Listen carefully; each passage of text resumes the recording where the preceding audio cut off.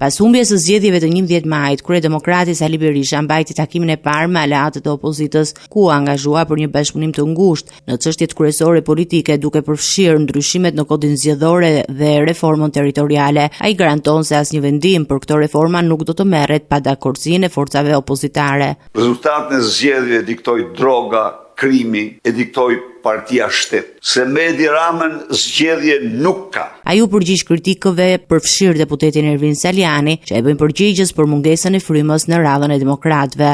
Me duhet t'u them këtyre altoparlantëve të Edi Ramës ose kriptoramistëve se Rumania dhe Bullgaria janë vende të lira, se në Rumani dhe Bullgari nuk shtypet pluralizmi, se në Rumani dhe në Bullgari nuk humbasin vendet e punës njerëzit në qoftë se kanë bindje të ndryshme.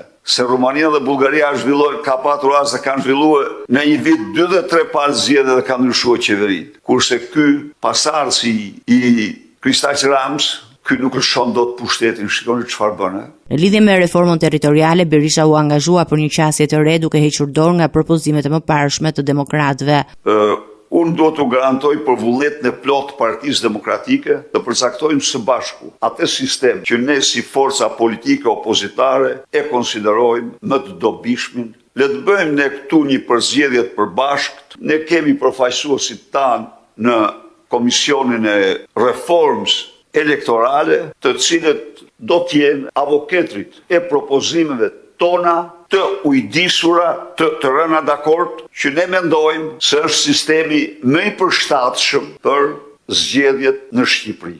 Ne nuk i qëndrojmë skemës së mëparshme. Nuk themi se 410 bashki dhe komuna do t'jenë, se disa prej tyre ju garantojnë ju, ka ngel vetëm stane bagtish tani.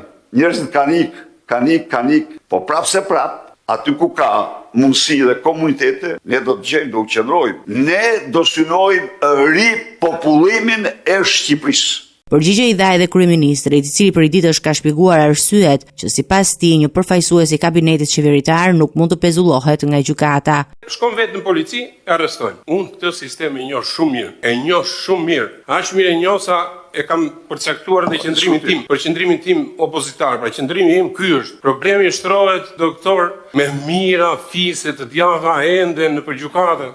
Edhe gjatë këtij takimi, aleatët e opozitës kritikuan Berishën për mënyrën e vimit të aksionit opozitar dhe trajtimin e anëtarëve të vegjël të Partisë Demokratike, duke sfiduar atë për të garantuar një strategji më të koordinuar dhe gjithëpërfshirëse.